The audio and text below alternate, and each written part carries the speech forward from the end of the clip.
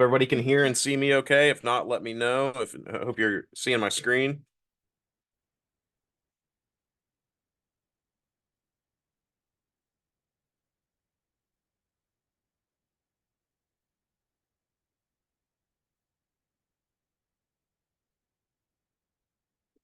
Six 6:03, about 2 or 3 more minutes, and we will get started. While we're waiting,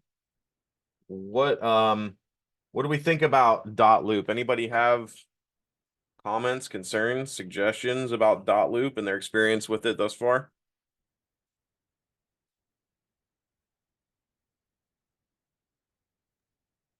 I mean, the Dotloop checklist, all the documents, I mean, it's just very useful and easy to use. I mean, I don't know what else to say. It's a great source, and it's good to keep in touch with old contacts as well. If one slips through the cracks, you can see through all the dot loops to see your previous sales, because it's all your documents go through Dotloop, or at least all mine.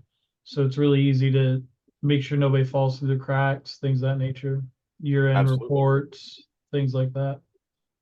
Absolutely, I agree, especially with the easy to use part.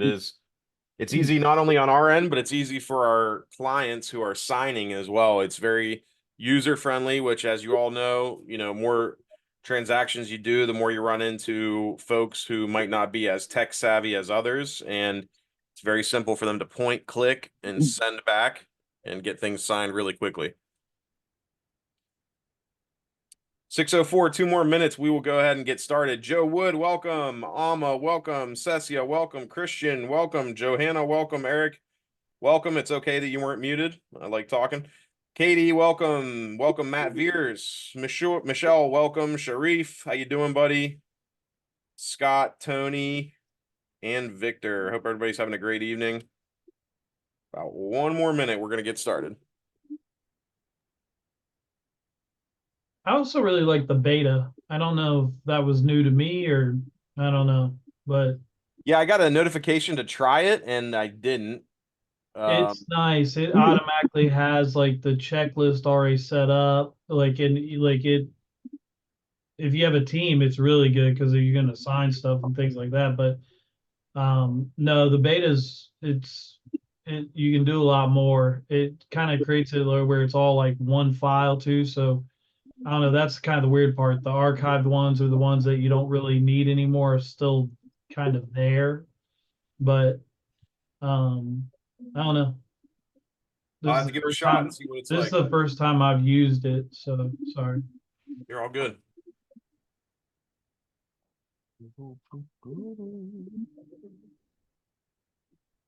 Alrighty, folks. It is 6:06, so we're gonna go ahead and get started. If I am too quiet or too loud, let me know. I'll adjust my mic. Thanks everybody for joining. Tonight we're going over. This is the AMP Tuesday training. I'm Justin Humphreys, and tonight we're going over Dotloop.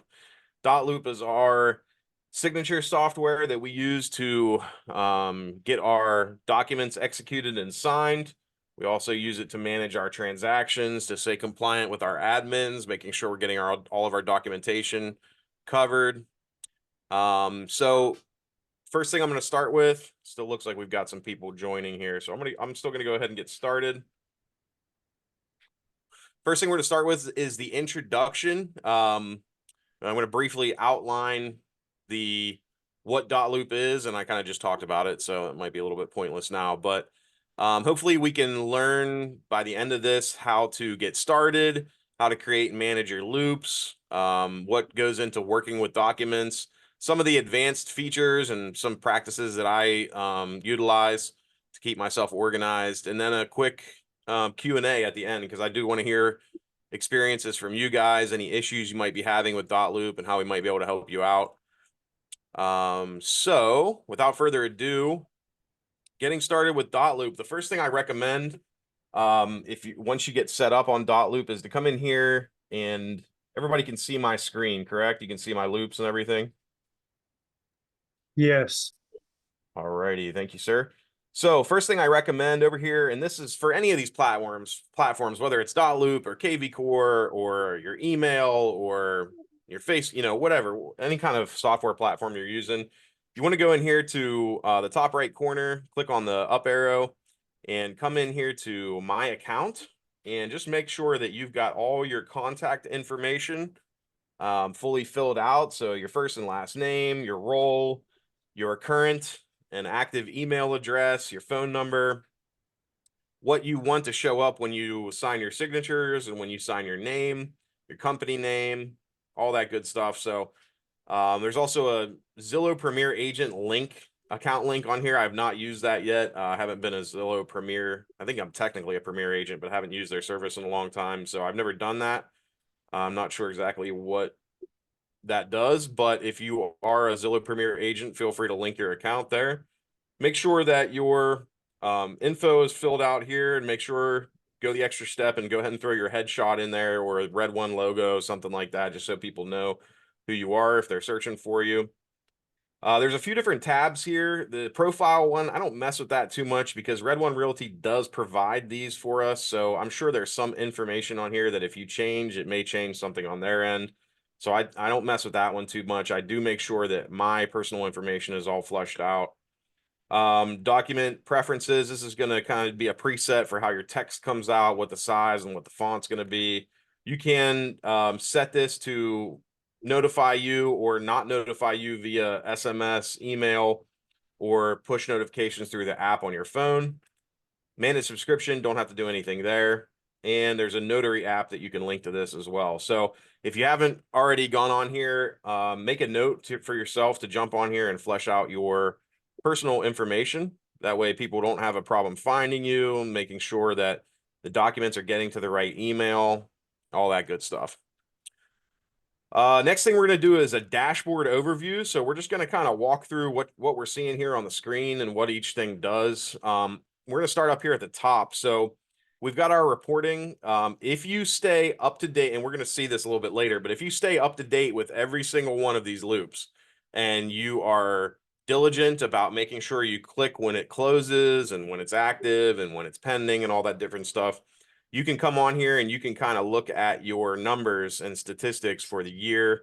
You can set it year to date or last 30 days, 60 days, 90 days, and you can just come in here and track your progress. I will be transparent. I'm not, I'm sure that there's plenty of loops in here that are not checked off as sold, or, I'm not extremely diligent about making sure those things are done. I make sure that the loop is complete and I've submitted what I need to submit to my admin. We'll get into that. But there is a tracking tool on here under reporting. The next category on the platform is the loops. This is the most important one, the one that we use all the time. This is going to show you what active loops you have or loops you've had in the past. It's going to store them all right here, and you can go through them. You can scroll, or you can type in the search bar here the address to find a loop that you're looking for. There's a few different ways to view this as well. Over here on the top right hand corner, you can look at this as a grid, which is what I have up now. I kind of like this sometimes because it does, if the agent has been proactive, there will be a picture of the property. I kind of like to see the picture when I'm looking for them, but it's not the end of the world. You can always do a list view to look at these in a little more of a compact format, or you can go to compact, this is what I would call the list view. It's super compact, and you can really scroll through here really quickly to find what you're looking for. You can also set filters to look for certain things, ones that are archived, ones that aren't archived, ones that are only leases, ones that are pre-listing, ones that are under contract, ones that are sold. So if you're diligent about categorizing these as you go, you can be also extremely accurate about searching for them. Other notable things here on the loop. We're gonna dive into the loops. It's gonna be our main focus for the training tonight. So we're gonna come back to a lot of this, but let's go ahead and move on to tasks. So there's also a tasks function here. And if you have any, now this is going to look bad because I've got a bunch of unchecked tasks on here. I don't make it a point to go through and mark every one of them red or completed. I'll probably take the time to do that and get all these caught up. But if you have any outstanding tasks or things that need to be done on your loops, they can be found here. These will also pop up as notifications under the loop dashboard as well. But if you can set personal tasks, or you can look at tasks that are needed to be done to complete your loop. Those will all show here. One of the next categories is people. So under this people tab, we have our trusted service providers. So these are our referral partners. Red One Realty has in here already Kyle Dine's information for your lender. I'm not sure her name, but I'm sure she works with 210 Warranty for your warranty needs, ProSafe for your home inspection needs, and Vault Titles information for your escrow and title.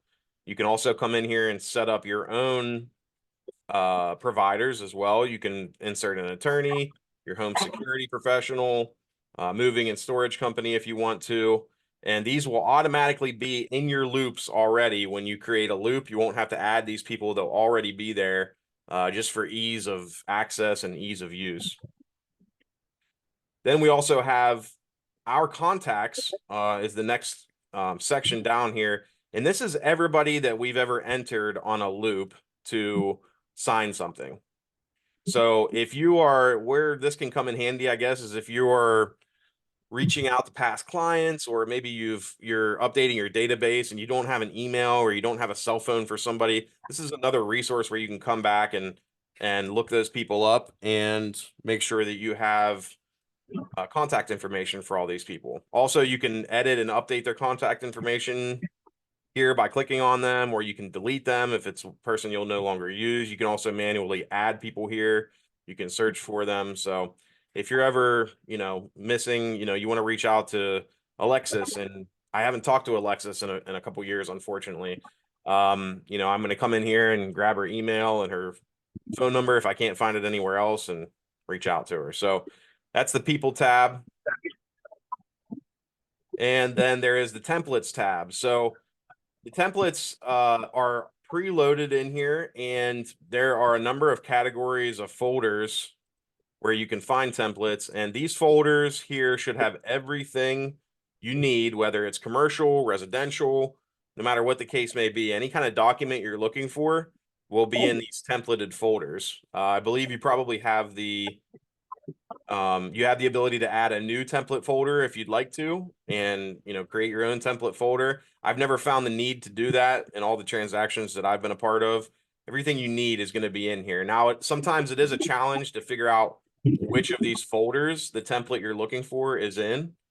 So rule of thumb, I always go to Red One first. When you're adding a document to a loop, and we'll get into this a little bit later, but Red One, and then look at all Columbus docs, Columbus Realtors forms. Those are the top two. Columbus docs, Red One Realty docs, Columbus Realtors forms. Those are the top three that I look in if I'm looking for contract addendums, buyer request for remedy documentation, buyer notice of termination, contract termination, those types of things. They'll all be located in those folders. So that's the dashboard in a nutshell. Any questions before we move on to loops and how they work and how we set them up? I got one thing in the chat here. I'm going to look real quick. Eric says, good idea. Thank you, Eric.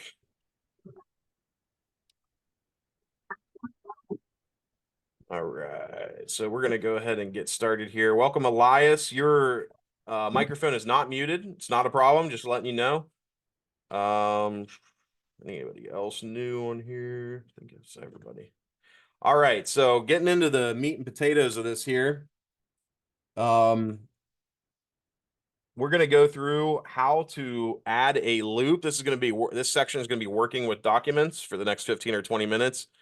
I'm going to show you how to set up this is creating and managing loops. So I'm going to show you how to create a buying and selling loop, and just kind of walk you through how to set it up and what goes into each one. So I'm going to go ahead and this is going to be a role-playing scenario. So I'm going to pretend that I just went out and showed my client a house, and they loved it and they want to submit an offer. So what's the first thing that I do here in Dotloop? I'm going to come in and I'm going to look up the address and create a buying loop for that property. So I'm going to use one of my past listings here. So as you start to type the address, you're going to see that several different options will pop up. If the property is in the MLS already and geocoded and all that stuff, Dotloop is linked to the MLS, and the property should pop up straight away when you start to type it. So as you can see, I started to type 3370 Dempsey, and you're going to see just the regular geocode of the address here. This one does not have a loop set up for it by the agent. Then you're going to see my listing here, as you can see, listed by, you can see the price, you can see the MLS number, and then this looks like what would have been a previous listing of this property as well. So if I've gone and showed the property, I know that Justin's the listing agent. I saw his name on the sign. I probably saw it on showing time and maybe even text message or called him. So I know that's the one. So we're going to go ahead and select that. We're going to select continue. Next, it's going to ask us what type of template is this and why this is important, whether it's a buying template. Let's look at the options here. We've got listing template, buying template, commercial listing, commercial sales, wholesaling template, referral template. So anything that you need to use Dotloop for, there's likely going to be a template in here already. And we're going to click buying template for this scenario. It's going to ask for a photo. If you want to upload one, great. If there's one already uploaded, it should pop up. If not, don't worry about it. And then you're going to select done. And what's going to happen is it's going to create a loop for you for 3370 Dempsey Road. And I've got one comment in the chat here. My bad. Thanks. No problem, Elias. Okay. Well, this was a bad example because it just popped up my loop that I already have for that property. So let's do.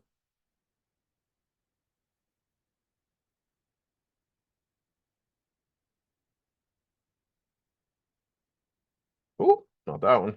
Sorry, guys. Bear with me here. Ormsby. All right. Buying template, like we discussed. No photo. That's perfectly fine. Finish. All right. So we've created a loop here. If you'd like, you can put your status as pre-offer before you put this in. You don't have to worry about putting the price in yet. It will automatically fill that once you start to fill out the purchase contract and all that good stuff. So we've just created a buying template loop, and the buying template loop is going to have all the documentation you need to present your offer. You're gonna have all the disclosures and everything that your client needs to sign is already gonna be in here. So just gonna run through this real quick. We've got our residential purchase contract. We've got our consumer. That's the purchase contract for the property, detailing the price and all the terms and everything else and the people involved. We've got our consumer guide to agency relationships, which technically you should already have signed with the client. You may have a physically signed copy. We're supposed to collect this signature at the first substantive meeting with our clients. And the reason why is because the consumer guide to agency relationships lets buyers and sellers know the type of relationships that realtors can have with clients, whether it's a buying agent, acting as a buying agent, acting as a listing agent, or acting as a dual agent. The consumer guide is a disclosure that lets people know how we can interact with them in transactions. And the board and the NAR and our brokerage want us to have this signed at the first meeting of substance with our clients. So you may already have a physical copy. If not, definitely get this signed. But the consumer guide's in there. The agency disclosure statement lets the title company, the lender, and the buyer and seller know who represents who in the contract. The buyer representation agreement, this has obviously become a much more important document, which is why it's now included in the buying template folder as we approach July and the changes that are going to take place because of the NAR settlement. These are going to become more and more prominent, I guess is a good word to use. And last but not least, the buyer advisory. The way I describe that is a vocabulary test for the buyer for important stuff that they should know going into a transaction. The reason why the Red One Realty requires these disclosures to be signed, especially the buyer advisory and the consumer guide, is for liability purposes. That way that, you know, a buyer can't say, hey, I wasn't informed about XYZ before I went into this.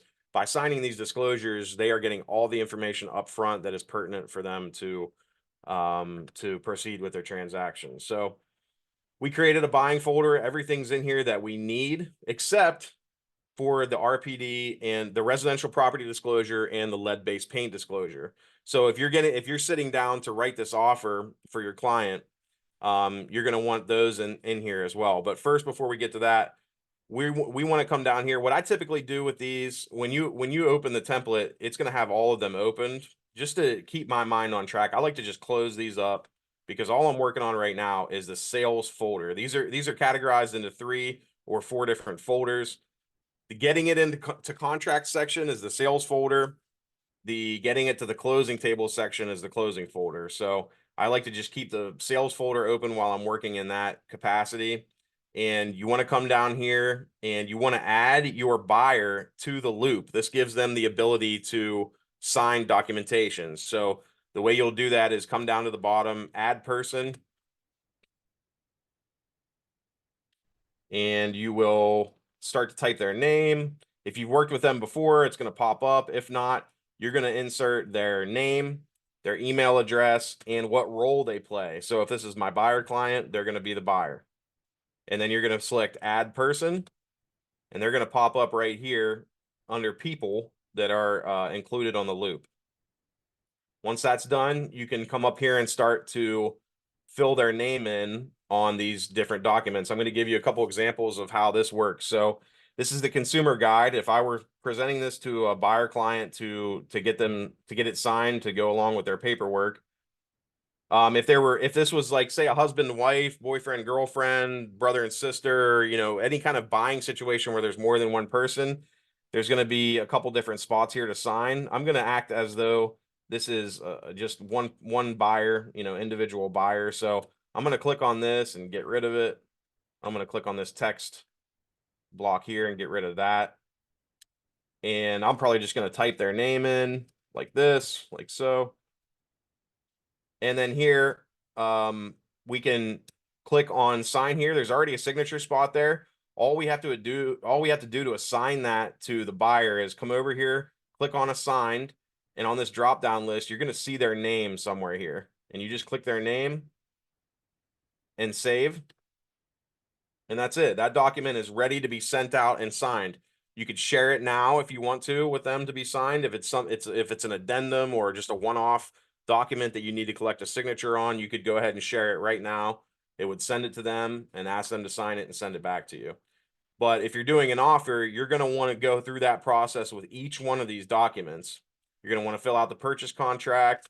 I want to dive into that really quickly because there's a lot that goes into it, and then we'll move on. Dotloop also has an autofill function. So if you come in here and you start to fill out a purchase contract, you can select the people to go into these roles kind of ahead of time. You can also input the purchase price. Just gonna say 275,000, and I would also write it in parentheses, etc. You can insert the earnest money deposit, and previous entries that you put in here should pop up as it might be my computer doing it, and yours probably has a similar function. It might be Dotloop as well, but you can usually click down here if it's a common phrase or a common clause that you use, it should pop up here.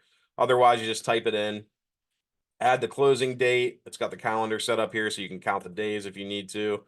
You can type in the offer expiration. You can type in the occupancy, what the property includes, what it doesn't include.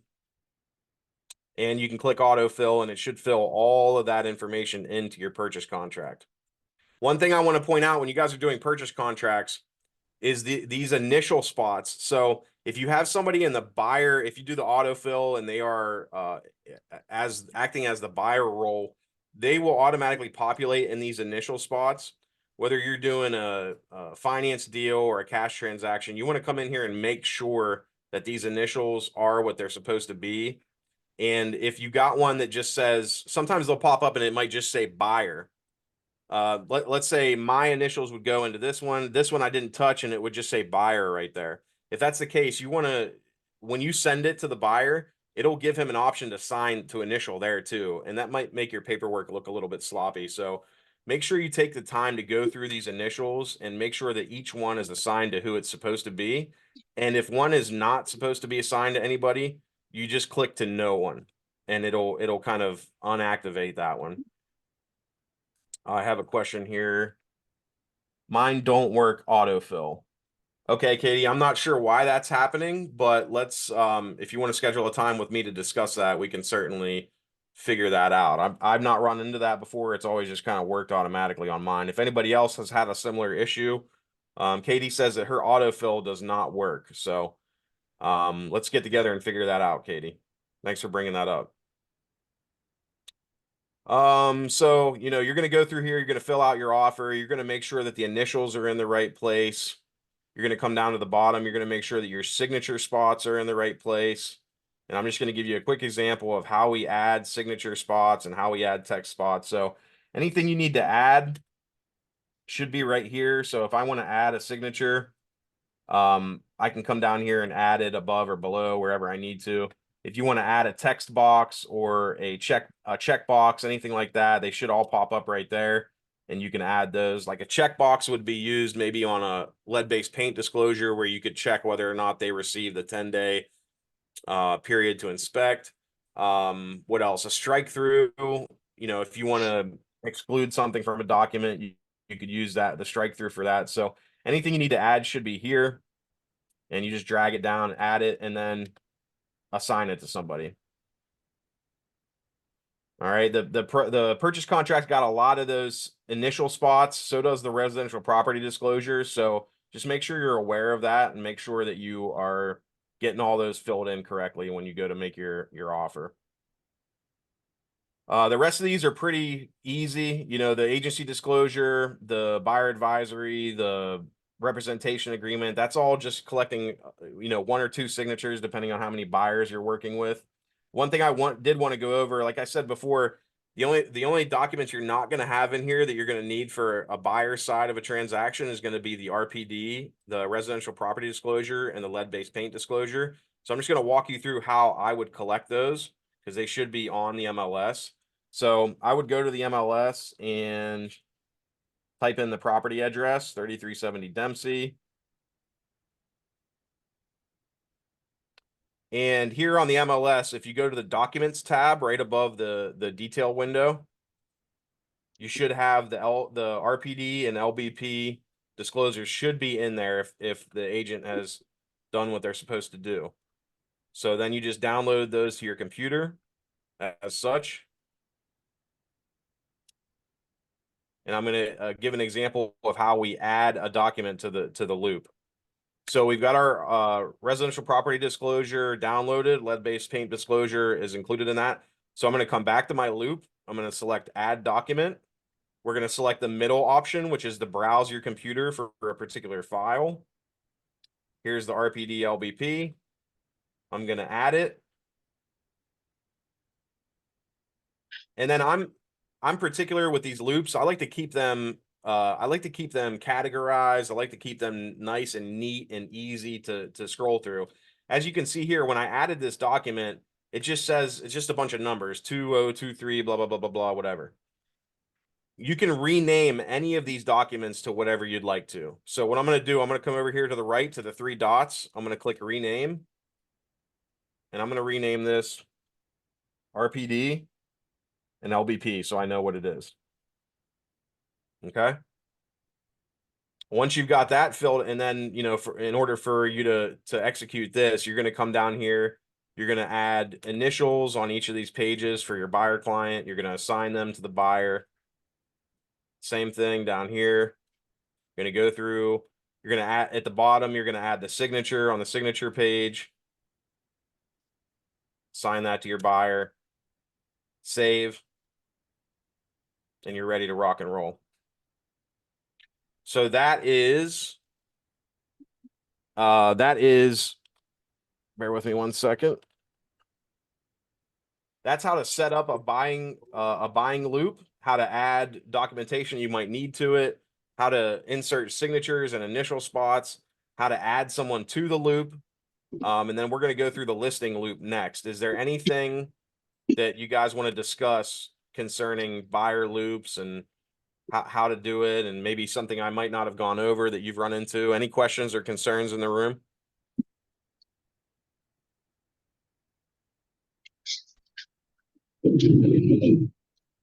All right, I don't hear anything, so we're good. Katie, you're I unmuted, got but a that's question. okay if you had a question. I got one, Justin. Yes, sir. Sharif, how are you? Good, good. How's everyone doing today? We're Um, great, brother. I'm excited for your question. What you got? so my question is, so you know how we have the option of using Red One Assist, paying that $300 to get the transaction assistance. So they typically can also, once we get in contract, they also can work on getting the RPD, LBP, all the other docs signed mile outside of the initial contract. My question is for anyone who does use, Red One Assist or has in the past, do you typically, take care of all the documents yourself? Or do you guys just get it in contract and then let the assistants go after the agency disclosure, buyer advisory, et cetera? I was just curious how you guys kind of approach that. Okay, speaking from experience, unfortunately, I have not. I know they do great work, and I've met the girls that run it, and I have not used the transaction the Red One Assist yet on any of my transactions. I'm a little bit.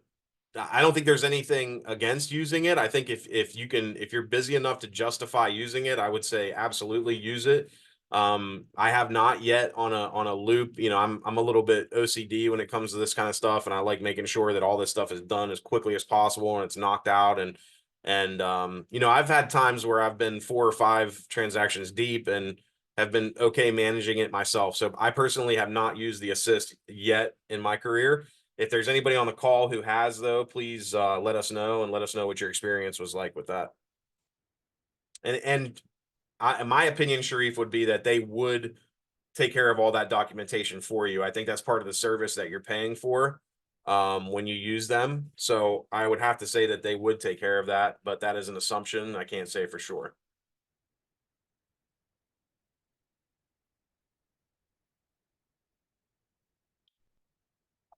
All right. Well, if anybody can chime in, at any point, if you have used the admin assist, please do.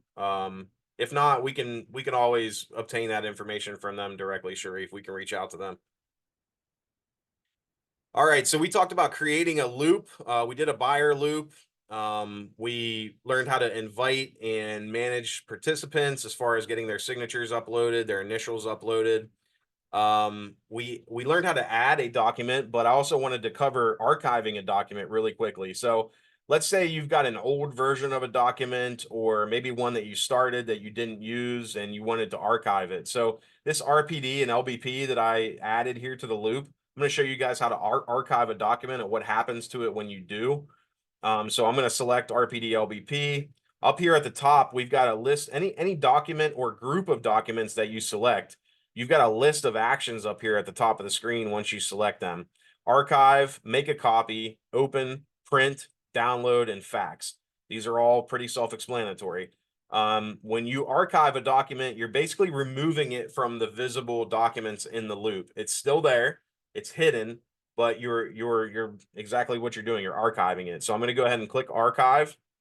And as you can see, it has disappeared from my loop. And this is just to keep things more organized, more in order, and make things easier to find.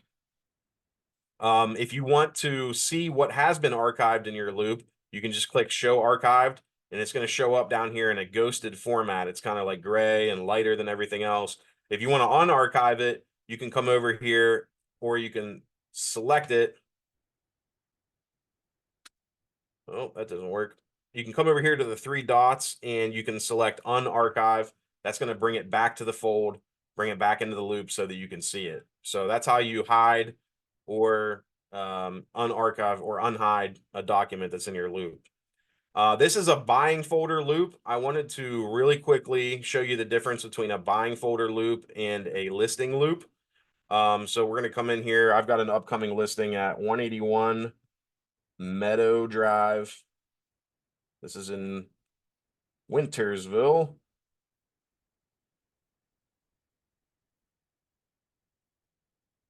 So since it's a listing loop, unless it's been listed real recently, you may not see any other options pop up. A lot of times when you do a listing loop, it's just going to be the Google Maps option that pops up. You can go ahead and select that.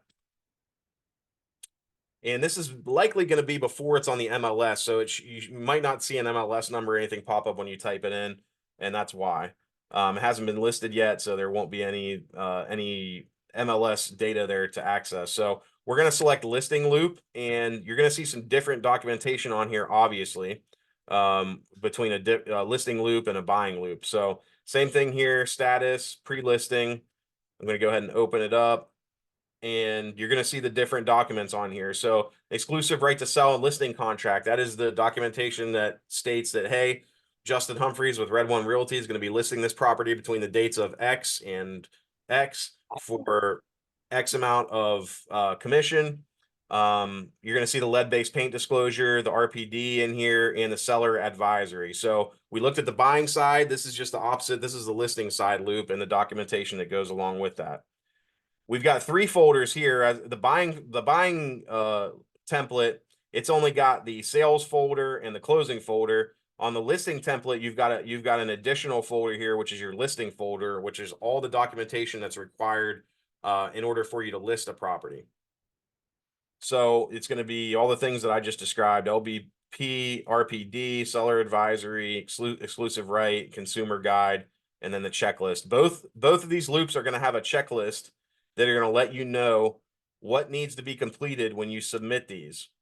And that's a good segue into submitting these for review to the admin. So each of these folders, whether you're doing a buying template and you get it in contract, or you get it closed, or you're doing a listing template and you get it listed, in contract, or closed, you need to submit each of these folders when they're complete to the admins for review. The admins will review your folder and let you know if they'll give you a thumbs up and say, this is great, you're good, it's approved, or they'll kick it back to you and say, hey, you missed a signature here, you missed a check mark here, you missed an initial here, and then you'll need to go out and recollect those things.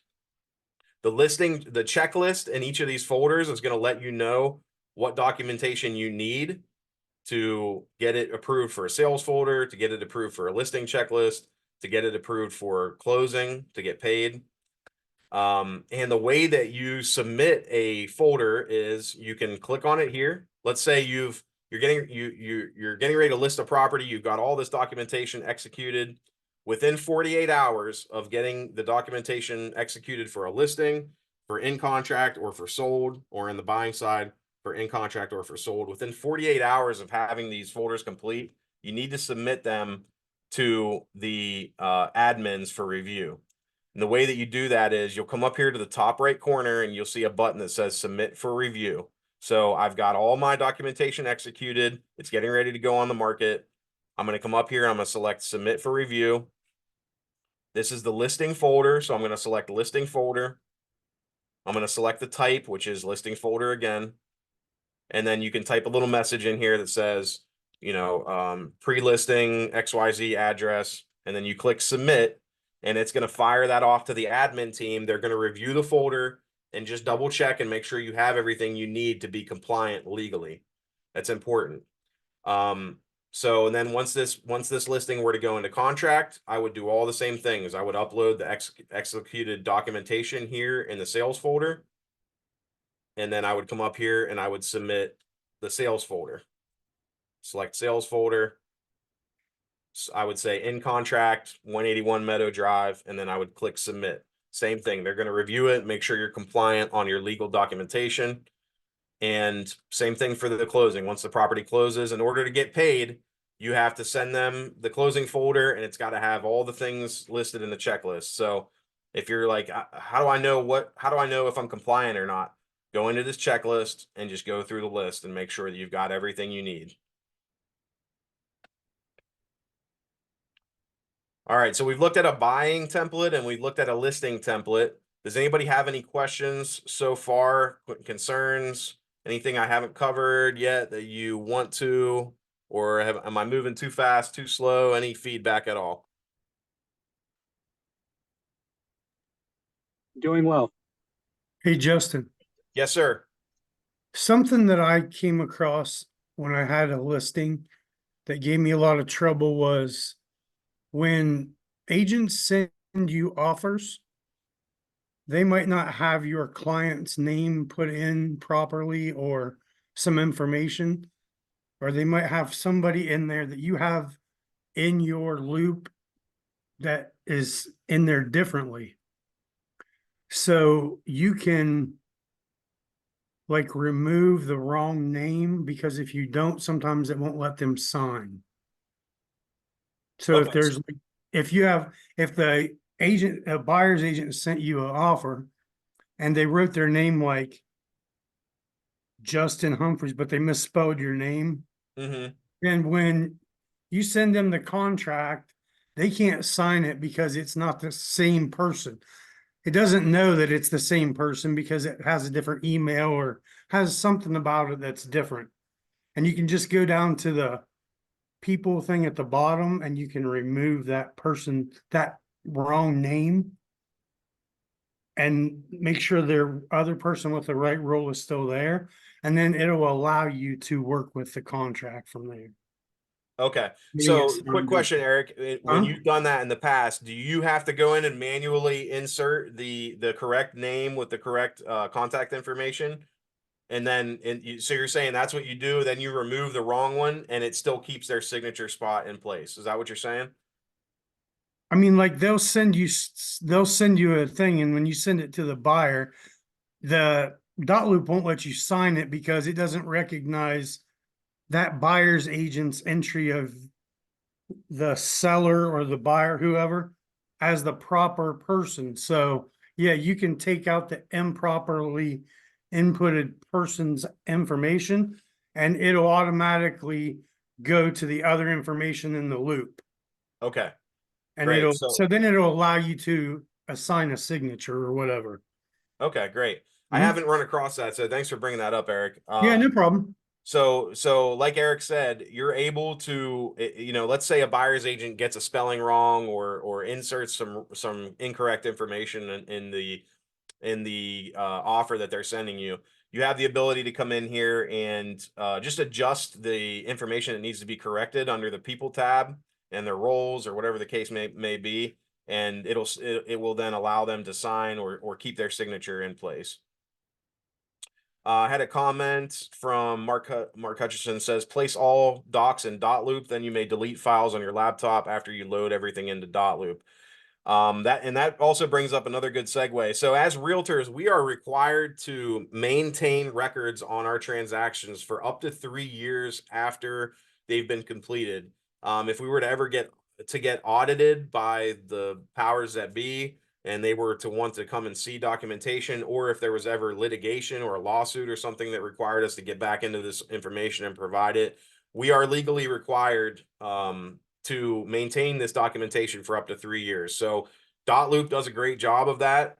If you are an extra detailed agent and you like to keep physical folders and physical files of these transactions as well, you certainly can. Dotloop does this for you. It maintains them for you, and it's an easy place to find them. If you find yourself in a situation where you're going to leave Red One Realty or end up in a situation where you're going to switch from Dotloop and use something else, make sure you come back in here and collect all the data from the transactions you've done in the past 3 years to make sure you're staying compliant with our rules and regulations. Okay, let's work on working with documents for a few minutes here, and then we'll move on and kind of open it up to questions. So we've demonstrated how to add a document already. We haven't looked too much at filling out or editing a document. Digital signatures. Okay, so let's go in here and just open one of these up. Closing checklist, not a good example. Let me go into one of my past loops here.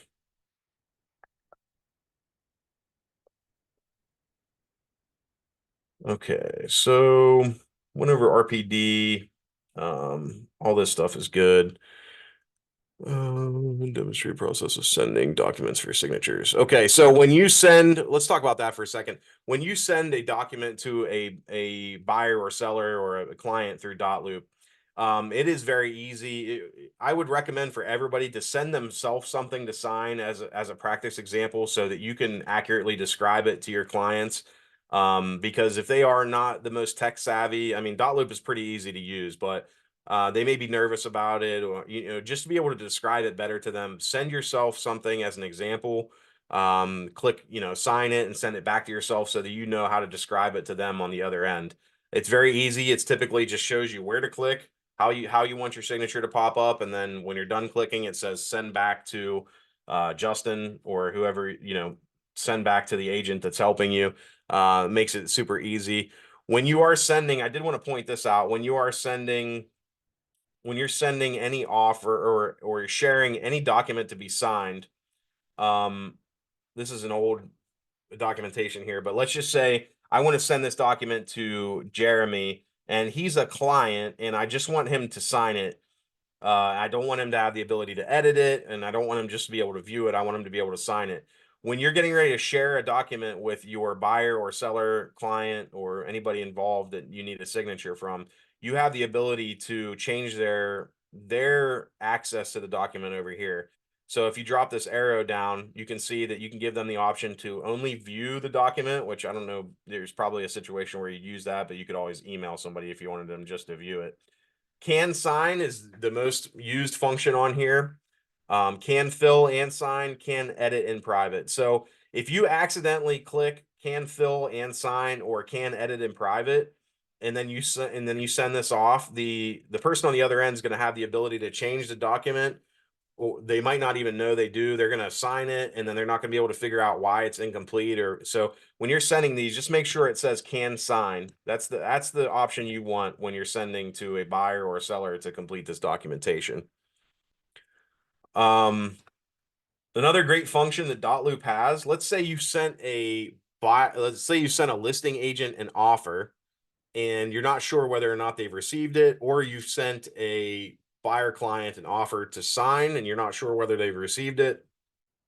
Each of these loops has an activity log, which is right here at the top right over from submit your review for review. There's activity log. What the activity log does, it documents and logs everybody's actions on this loop. So if I sent a buyer or a seller, a listing agent, if I sent the listing agent an offer and I'm curious as to whether or not they've actually received it or not, I can come in here and see, okay, looks like Andy received this offer. It'll give you the timestamp. It'll say that they looked at it, or if your buyer client has opened it but maybe not signed it, it'll say Justin viewed document, still waiting to sign. And it'll also tell you obviously when they sign as well. So that's a good tracking feature that Dotloop has. Tracking and managing signatures, editing documents. Yeah, so let's talk about how to find these documents. Let's say I'm a buyer's agent and I need to add a remedy request document. So I'm in here under my buying loop.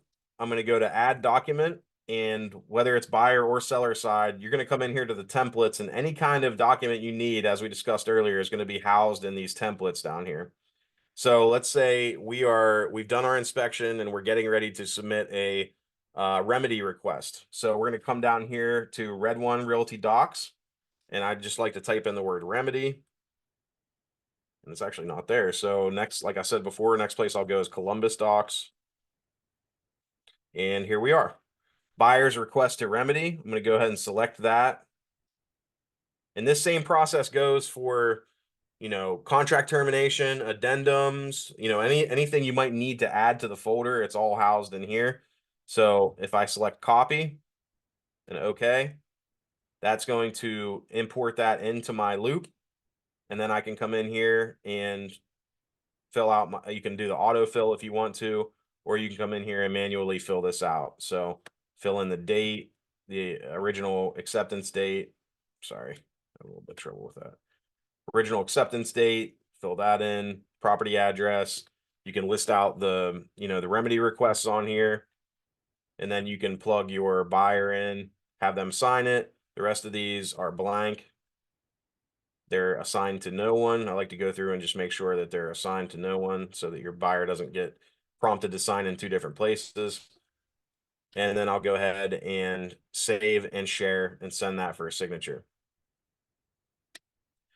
So that's an example of how to add documents. And then if I didn't want this, or I was done with it, or it was an old version and I didn't need it in the loop anymore, I can archive it to go back to normal. All right. Tracking and managing signatures. We kind of went over that already. Task management. Again, if there's an uncompleted task on your loop, you can look back at your task management up here. And also you'll have a little bubble over here. If there's any notes or tasks that need to be completed, they'll also pop up in this bubble as well. And you can communicate with the other people through that as well. Bear with me 1 second. Sorry, I gotta plug my laptop in before it dies. I know we're kind of jumping around a little bit, but does anybody have any questions? I see one more chat here.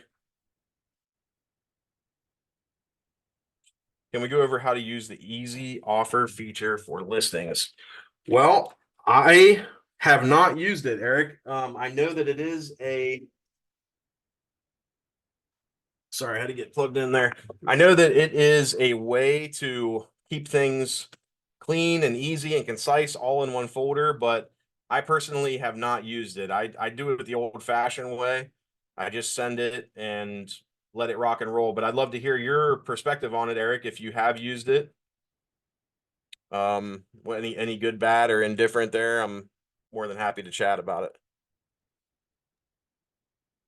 I haven't, but what I was told is it probably alleviates the problems I've had in the listings with some of the information getting confusing Dotloop, because from what I understand, it sends a link to your loop that you created so that their stuff will like import into your loop. Okay. I Yeah, believe. so I understand the concept behind it. I typically I know that they presented it as an option to make things more streamlined and easier for communication between the 2 agents. I myself have not gotten in a situation where like it's been overwhelming enough for me to justify the need for it. I'm sure that there are agents out there that use it. Thanks, Christian. My pleasure, buddy. I'm sure that there are agents out there that use it quite a bit. I personally don't, just for my just my preference, the way that I do things. I don't use the easy offer. It was being pushed really hard there for a while as a way to keep things clean and precise. I like my approach to it and just haven't had the need for it, but maybe I'll give it a shot and share my experience with the group on the next listing or purchase contract that I write. Because what happens is the need for it, or the concept behind it is so that if you look in here, you'll see 2 different loops for the same property. And what that is my original loop for the property where I had the listing loop. And then also there's going to be a loop where the buyer's agent has sent me a contract and now their loop shows up as well. And what the easy offer does, I believe one of the concepts behind it or the use for it is just to kind of merge all that stuff so you don't have 2 different loops and everything's in one spot. I don't advertise an easy offer when I do my listings, and I haven't used it on the buyer side. So unfortunately I can't attest to how well it works or not. No problem. Thanks. One last thing I wanted to touch on. I worked with a few different agents on Dotloop, and one thing I notice is that sometimes agents folders can get kind of messy and can be a little jumbled and have weird titles and stuff on them. I like to be really, really, I'll click on one, it's going to be a mess, but I like to be really clean and concise with my folders and the information that's in them. So what I typically do is I'll typically line these up in order of importance. So this is a deal that I did in Eastern Ohio. I'll usually have the transaction timeline, which I always, as soon as I get something in contract, I fill out the transaction timeline and I put it up here above the purchase contract. Pretty much all of my loops are going to look the same. You're going to have the in contract checklist, the transaction timeline, the purchase contract, and then the disclosures, and then the stuff that we don't share down at the bottom, like the consumer guide, the buyer advisory, anything like that. It's important to keep your folders kind of organized in this way so that you're not coming in, because if you don't, you'll come in here and there will be 25 different files with different names. It'll have generic like numbers and letters, and you won't know what's what. So just take the time to come over here, rename your files what they are, whether they're executed or not. If you don't need them, archive them. Just keep it clean and concise. It makes your life a lot easier when it comes time to come in here and access a document or get something signed. I like to keep these pretty organized, and once you mess with it more and more, you'll kind of find your way as far as your specific process for how you do things. But I like to keep the names, everything really easy to read and concise. I like to keep them organized in order of importance, and that way they're easier to find if I need them and easier to manage when I'm looking through them. All right, guys, that is 6:59. So that was my Dotloop training. There's more that we could get into. Maybe Dotloop 102 will be the easy offer. Eric, thank you for bringing that up. The easy offer. Maybe we can talk more about what Sharif discussed about what the admin assist can do for you as far as Dotloop goes. I'm sure that there's probably agents on the call that have little tips and tricks for how they use Dotloop in different ways than I do. So the last couple minutes we have here, does anybody have any parting questions or information? So maybe something I didn't cover that you wanted to dive into, maybe good things that Dotloop has done for you or issues you've had with Dotloop. Anybody at all? I was going to ask about what the Dotloop beta is, but I think you said you didn't use it yet. Yeah, I didn't. Scott Hoffman said that he used it and he liked it a lot. It's actually right up here. Let me just toggle it on and see what it's all about. Thanks, Michelle. Okay, so I just went from beta off to beta on, and it definitely changes the appearance of things, but it probably, looking at it at first glance, it's probably a little overwhelming, but as I use it more and more, I'm sure it would be I'm sure it's a simpler way. Look at the tasks. That's one thing I really like because it really breaks everything down. Okay, gotcha. So as it's being signed and executed, all that stuff's being automatically checked off. Nice. I like that. Yeah, it's got some pretty good features. I like that. I've only used it once, and then I actually started a loop while we were on this meeting, and was kind of going along with you as I started one up. But yeah, it's pretty easy. Okay, so now I like it. I'm understanding it now. So Yeah. it's just a different view of what we were looking at before, and it looks like it's a little bit more interactive about what you need to get done, what hasn't been done, stuff that's been returned to you that needs adjusting or additional signatures. So I'm probably going to give it a shot too, and see how I like it. It definitely looks like it's a little more organized and a little more easy to deal with. Hope that answers your question, Michelle. If you mess around with it and have any good or bad experiences, let me know. Yep, thank you. My pleasure. Listen, these Tuesday trainings, it's a little bit hard to go through everything in Dotloop, in a short hour. I know an hour seems like a long time, but when you start talking, it gets really short, really fast. So if anybody needs additional one-on-one help with Dotloop, if you're struggling with it, if you want to take an hour and sit down at the office or come on a Zoom with me and just kind of go through it, we can practice run a buying loop. We can practice run a listing loop. We can practice collecting signatures. We can practice managing documents and filling them out. We can do all that stuff. So if this is kind of a general training, if there's anything specifically that anybody needs help with, please reach out to me. Send me a text message or give me a call and set up a time to sit down at the office. before we hop off, any last questions, comments, concerns regarding Dotloop? I hope this was informational for everybody. If you need more specific help, please reach out to me and let's set up a time to meet.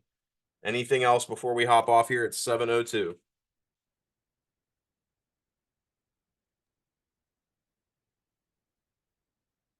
Thank you, Justin.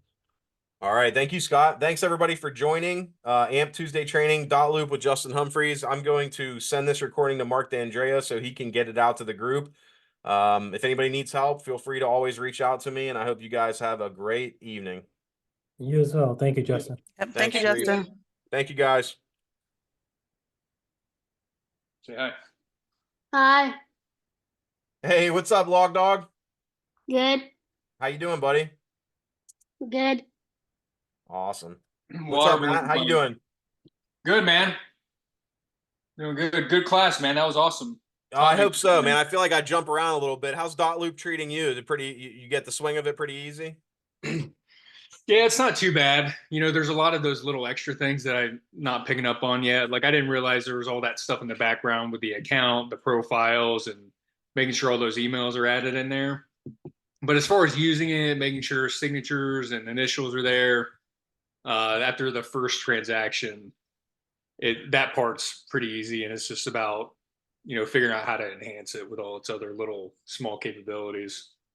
Yeah, absolutely. There's some people that use Dotloop for their customer relate. Like I think Mark Hutchinson might use it for his CRM.